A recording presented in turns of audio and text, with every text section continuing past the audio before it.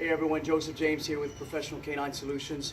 We have TYWIN with us today, three and a half year old pit mix, also a rescue. We did another video of his family member, Rue, and Ty came to us just last night, and you can see why he's got a harness on. He likes to pull, he likes to get his own way. He also can be aggressive towards his other family, the other family dog, so that's something that we've got to work with also. But what we're going to be doing today is an introduction to a prong collar. So dog doesn't have one on right now, but you can see he likes to pull. This is why they've got this on them. Ty, come. Good. Sit. Good. Hey, that's a good job. So we'll do things, but especially when he's highly distracted or other dogs, or he doesn't remain in the position. So you can see we've got some work to do with. But biggest issue right now is the pulling. He likes, as soon as he comes out of the crate, he likes to bolt out of the crate. Definitely when the door's open, he likes to bolt out the door and pulls on leash. So what we're gonna do, we're gonna pause the video here in a second. We're gonna put our prong collar on, get it all fitted up, and then we're going to do our introduction to a prong collar and then go straight into our structured walk with the prong collar. So, all right, good job, Ruben. Okay, pause it. Hey everyone, we're back. We've got our prong collar on Ty and got it properly fitted, got our safety carabiner on there, and right now all I'm going to do is let Ty walk away from me, give a little bit of pressure. Good. No commands given. All I want him to simply do is get used to the pressure, respond to the pressure. Good. Good. And all he's doing is just learning to come back to me because of the pressure that he's given into from the actual prong collar. Good. So how do you stop your dog to pulling in just in about 30 seconds? Well, here's one of the best ways to do it right here. And you can see already. So what I'm actually about to do is, oh dear Jesus. Oh, here's the snap. He probably hasn't been out of this thing ever. So we're taking it off right now. He's gonna know contextually that he has it off. So here's what I think about harnesses.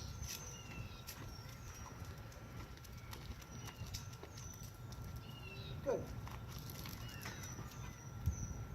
Good.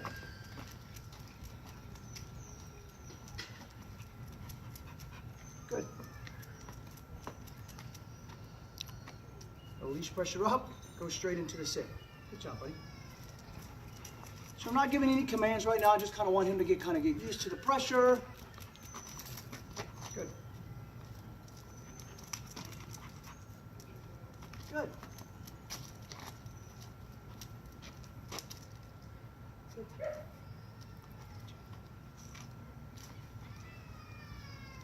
So from here, we're going to go straight into our structured walk. On our structured walk, if you have not seen some of our other videos, there's rules to it, okay? And I want him to, he's already used the bathroom, so it's not going to be a time for him to use the bathroom. It's not going to be time for him to sniff or pick up things off the ground. There's definitely not going to be time for him to pull or do anything. The purpose of a structured walk is so that the dog and I start building a relationship.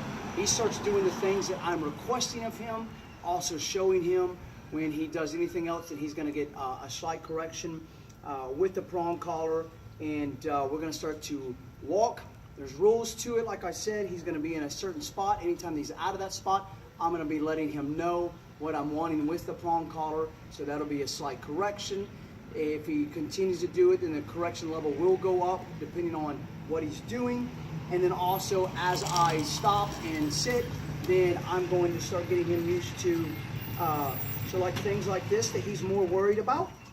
Oh, sit. I'm going to start getting him to sit for it. So come. Good. So he's very easily distracted. Nope. Nope. So he's wanting the fact of, I want to continue to look over there, and nope. And I'm not letting him. So consistency on my part as a trainer, you as an owner, no matter what it is, if I don't want the dog fixated on something, because what happens is they start staring, they start getting fixated, then they start becoming, the drive continues to go higher for them to be disobedient. So right now, the reason why I'm moving his butt back, I want him facing this way so he can stop being fixated on what's behind me. So those are the things that I want the dog to know and understand.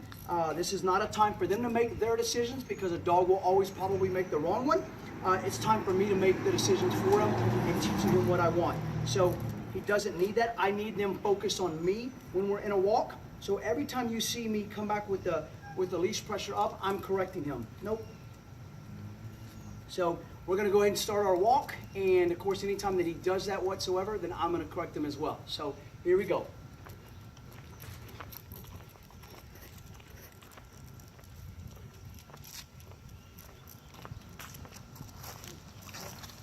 So he's heavily distracted, and he's going to get corrected every time he goes to look at something like that, because I want them focused on me. This is about me. The structured walk is about me as a trainer, or even you as an owner, not about the dog making its own decisions.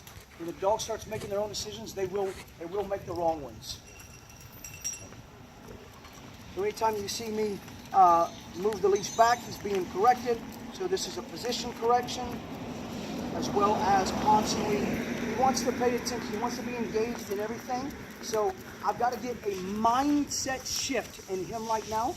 So I'm going to slow some things down, because his mind is everywhere. He's paying attention to everything that's going on out there.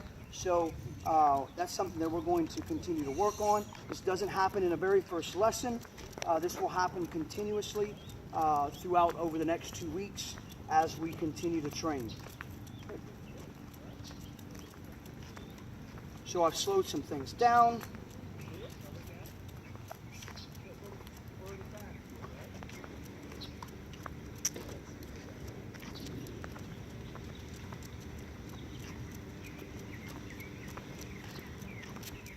I don't mind a dog glancing.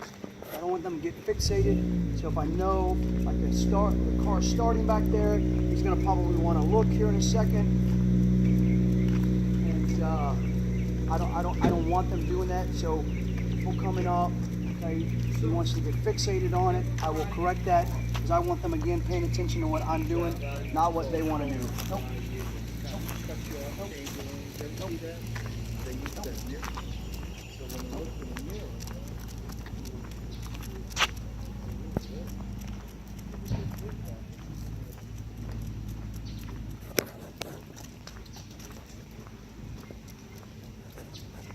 So I'm going to stop here, and I'm going to explain some things to you guys. You might ask the question, why in the world do I need to correct the dog over all those little bitty things? It's all those little bitty things right there that allow the dog to start making decisions on their own. If I can get away with this, then I can get away with that. If I can get away with this little bitty thing, then I can get away with this little bitty thing. And it just builds upon one thing after another, okay? If I don't make my dog sit when I stand still, then he has the chance to start getting fixated, get ready to take off running if he saw a squirrel, a cat, or just wanted to go up to somebody, or maybe another dog. So that is the why while I'm walking, I am constantly correcting, okay? So the dog starts to know and understand that this is not about his busy world that he wants to be, it's about my world right now, okay? So hope that makes sense to you guys. Hope it's not too much of a struggle, but hey, don't be afraid to correct your dog, all right? If your child was out here running around and doing all sorts of different things and you wanted them to pay attention, I'm sure that you would correct them. It's the same thing for a dog. So whether I've got him in the sit, whether we're walking and he's constantly looking, I want to correct that. I want to stop that behavior. Gets their mind to settle down and start focusing on me and stop worrying about everything else out here. He doesn't need to be involved in it, okay? And that's exactly how people get themselves in trouble with their dogs. The dog's pulling, going after other dogs. It's because they've allowed their dogs to be engaged in everything else that's going on and not engaged in them. So we're going to take our walk back towards the house, and that'll be the end of it for today. So this is a very first lesson, first time he's ever had a prong collar on, and very first time he's ever had a structured walk, especially without the harness. So here we go again. Let's go, buddy.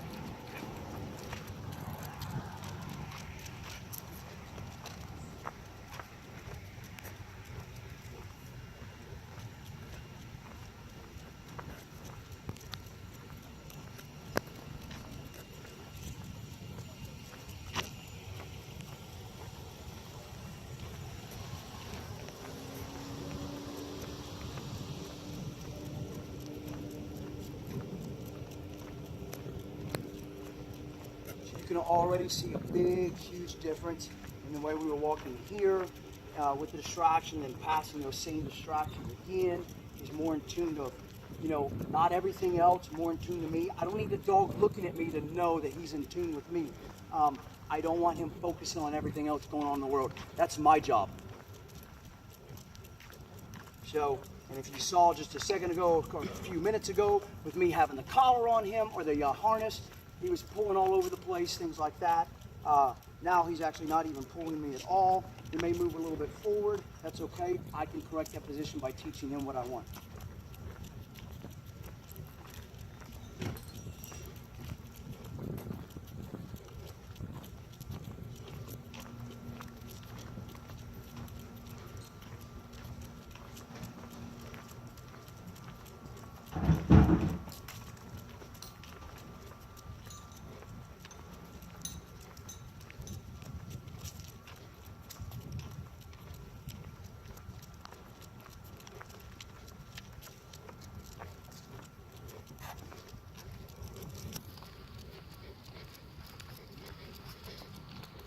Like I said before in previous videos, if I give them too much leash, they take it, but I don't want to give them not enough because I don't want it to be a stressful thing on them. I want to be relaxed, but just giving them just enough.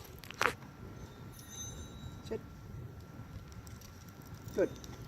Just enough leash that they're, one, not feeling the pressure, but two, that I can feel when they go to move left, right, forward, back of me, or even dip their head, turn their body, that I feel it tighten up, and then I'm able to make the correction in a timely manner. So, hope this helps. Get your dog on a structured walk, make some rules, build a relationship. Follow us on Facebook.com ProK9S, as well as the internet, www.ProK9S.com, ProK9Solutions.com. We're on Instagram, Twitter, as well as Periscope also. So, hope this helps you guys. And we're out for right now. God bless.